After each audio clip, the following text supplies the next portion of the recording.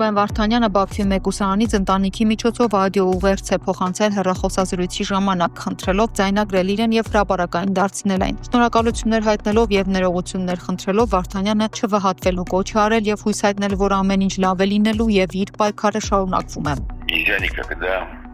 Я понял здесь, что нельзя никогда предаваться унынию, безразличию. И почему это самое страшное грех из семьи. Раньше думал, что это гордыня или зависть. Потому что уныние значит, что в тебе погасла Божья искра, что ты перестал во что-либо верить, что ты просто поднял руки и сдался. Никогда я хотел бы, чтобы мы никогда не разочаровались бы во всем и не предались бы унынию. Пожалуйста. Это основа будущего нашего. Поэтому я люблю вас всех и очень ценю тот шанс, который мне был дан. Я сделаю все, что могу, и буду делать, что могу. Я вас всех люблю, уверен, что все будет хорошо. Я всегда буду, есть и буду вместе с вами. Я человек, который хочет жить, который хочет любить и который хочет продолжать свою деятельность, но я считаю, что то, что я делаю правильно, потому что это единственный путь разбудить вас от этого безразличия, в котором вы находитесь.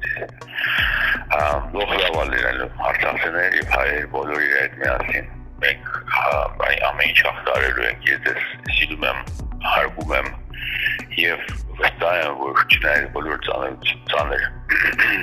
դժվարությունների, որ մեր առջև կանգնած ենք, որ մեր առջև կանգնած ենք, մենք կհաղթարենք այդ դժվարությունները։ Կներեք իմ հայրենի համար մի քիչ դժվար է խոսել։ Եզերետ Ռուբեն Վարդանյանը որպես Կարլենի տղա, Համո Վարդանյանի թոռ եւ իմ բոլոր ժառանգայից ծնողների որդին Արցախի տատիկի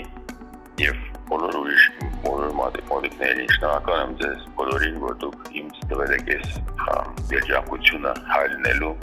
եւ սիրելու իմ հայրենիքը։ Պակիստանցի իրավապաշտպան 2016 թվականի Ավրորա մրցանակի հավաքնորդներից Սաիդա Ղուլամ Ֆաթիման մտադիր է մեկնել Բաքու ներկա գտնվելու Ռուբեն Վարդանյանի շինծու դատավարությանը, հայտնում է Free Armenian Prisoners կազմակերպությունը X-ի իր էջում։ Հերվից դատապարտել անարդարությունը մինչդեռ իրական փոփոխությունը գործողություն է պահանջում։ Այդ պատճառով ես որոշել եմ մեկնել Բաքու ներկա գտնվելու Ռուբեն Վարդանյանի դատական լսումներին։ Խնդրում եմ միացեք ինձ ցույց տալու ձեր համերաշխությունը ինչպես կարող եք, գրել է իրավապաշտպանը։ Ծանր էր լսել Ռուբեն Վարդանյանի ուղերձը 1.5 տարի անց ու կարծում եմ այն ինչ Ռուբեն Վարդանյանը փոխանցեց լսելու եւ սովորելու մեծ բան կա, որովհետեւ պարոն Վարդանյանի ուղերձում մի քանի շատ կարեւոր շեշտադրումներ կային։ Մասնավորապես գտնվելով Բաքվի բանտում կոչ է անում չհուսալքվել, որովհետեւ դա համարում է ամենածանր մեղքը մարդու համար, որովհետեւ ցանկացած պարագայում պետք է պայքարել, ասել է ապրելու երկիր կուսակցության համահիմնադիր Մեսրոպ Առաքելյանը։ Առաքելյանը նաեւ հույս է հայտնել, որ լսելով Ռուբեն Վարդանյանի պայքարի կոչը Բաքվի բանտից մեր հասարակությունը կարթնանա։ Բաքվի զինվորական դատարանում դատավոր Զեյնալ Աղաևի նախագահությամբ տեղի ունեցել Արցախի ռազմաքաղաքական ղեկավարների շինծու գործերով դատական հերթական նիստը։ Շուրջ 15 անձի գործի քննության շրջանակում Արցախի նախկին նախագահ Բակո Սահակյանին տեղեկացվել է լրացուցիչ պետական պաշտպան նշանակելու մասին։ Ադրբեջանական լրատվամիջոցների փոխանցմամբ Բակո Սահակյանն առարկություն չի հայտնել նոր պաշտպանի հետ կապված։ Դատական նիստին ցուցմունքներ են տվել Արցախի պաշտպանության նախարարության հրամանատարի նախկին տեղակալ Դավիթ Մանուկյանը, նաև մյուս գերիներից Գուրգեն Ստեփանյանը, Դավիթ Հալաբերդյանը, Մելիքսեթ Փաշյանը, Գարիկ Մատրոսյանը, Լևոն Բալայանը եւ Մադատ Բաբայանը։ Արցախի նախկին նախագահ Արկադի Ղուկասյանին հարցրել են հետազոտված փաստաթղթերի, մասնավորապես զինված կազմավորումների ղեկավարների եւ մասնակիցների նկատմամբ նրա վերաբերմունքի, Հայաստանի հետ կապերի գործունեության, այդ կազմավորումներում նրա մասնակցության, միացում ու մեծն Հայաստանի գաղափարախոսությունների մասին։ Հաջորդ դատական նիստը նշանակվել է մարտի 10-ին։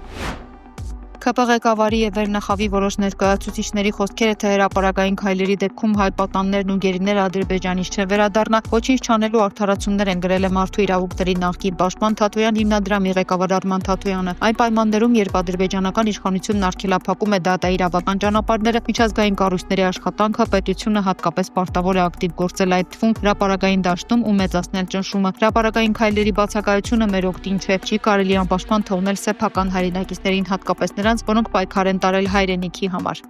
Սա վտանգավոր պահվածք է, քաղաքացուն ցույց են տալիս, որ խնդիր ունենալու դեպքում պետությունը նրան չի պաշտպանելու։ Երբ 2021 թվականին հրապարակեցինք Ադրբեջանում հայ գերիների խոշտանգումների վերաբերյալ մեր զեկույցը, ԽՊ վերնախավից որոշ անձինք այն անվանեցին հնարած տեսարաններ։ Նման գործելավոճն առավել է արձակում ադրբեջանական իշխանության ձեռքերը, նսեմացնում է պատանդների եւ գերիների ազատ արձակման համար պայքարը։ Օկուպացված Արցախի հանրապետության Վարանդայի, Մարտուն ու Աղդամի շրջաններում Ադրբեջանի նախագահ Իլհամ Ալիևի հատուկ ներկայացուցչության աշխատակիցները վթարի են ենթարկվել։ Ըստ տեղեկությունների Սվետլանա Մամեդովան տեղում մահացել է, իսկ Ռաֆետ Ֆարզալիևը տարբեր աստիճանների վնասվածքներով հոսպիտալացվել է։ Թուրքիայի ազգային պաշտպանության նախարարության աղբյուրները ամենաշաբաթյա ճեպազրույցում անդրադարձել են լուրերին, որ խաղաղարար ուժերի կազմում Թուրքիան զորքեր է ուղարկելու Ուկրաինա։ Նշվում է, որ Անկարան հետևում է պատերազմը դադարեցնելուն ուղղված բազմաբոմ դիվանագիտական նախաձեռնություններին պետության համապատասխան կառույցների հետ սերտ համակարգմամբ։ Առաքելությանն աջակցելու հարցը, որը բարձրացվել է տարբեր լրատվամիջոցներում, բայց դեռ չի դրվել հայեցակարգային շրջանակի մեջ, բոլոր շահագրգիռ կողմերի կողմից համատեղ կգնահատվի, եթե դա անհրաժեշտ համարվի կարվի տարածաշրջանային կայունության եւ խաղաղության հաստատման համար, ասել է Թուրքիայի պաշտպանության նախարարության աղբյուրը։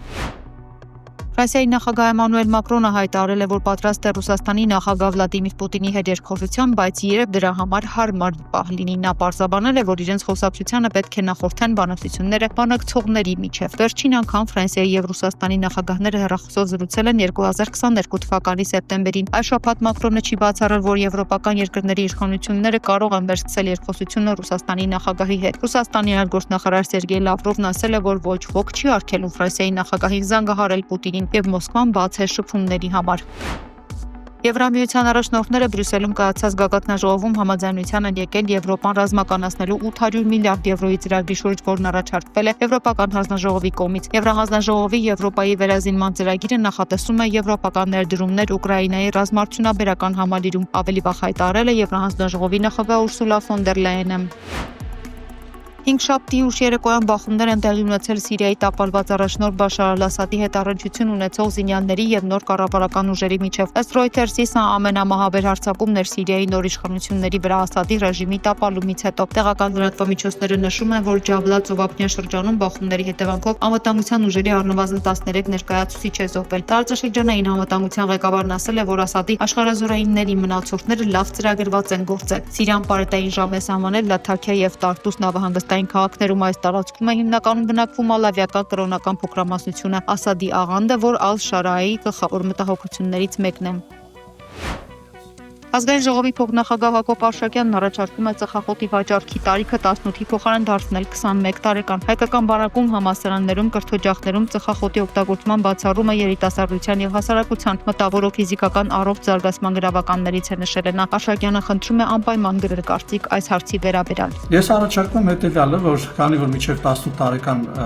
երիտասարդների վաճառքը արգելված է, մենք այդ շեմը սարքենք մինչև 21 տարեկան, ոնց որ շատ երկրներում կա, օրինակ ԱՄՆ-ում, եթե դու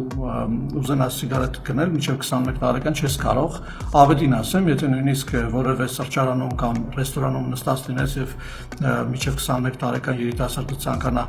գարեջուր գնել, նրան չեն վաճառի ուղղակի, որովհետեւ ID քարտ են ուզում մինչև վաճառել եւ աշխարհում տարբեր երկրներ կան, բազմաթիվ երկրներ, որտեղ գործում է։ Մեզ մոտ նաեւ շատ բնույթ է շատ կարևորություն է պետք տալ այս հարցին, որովհետև երիտասարդը պարտադիր զինվորական ծառայություն է անցնում եւ 18 տարեկանն է շեմը եւ ընտանիքներից հեռու գտնվելով, շատ արգելող բաներից հեռու գտնվելով, նաեւ միջավայրից հեռու գտնվելով, մի քիչ էլ, չգիտեմ, կարոտից,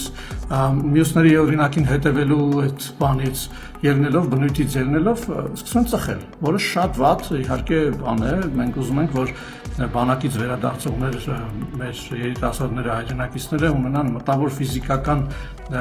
գիտելիքներով հարուստ շատ ավելի լուրջ կարողություններ եւ իհարկե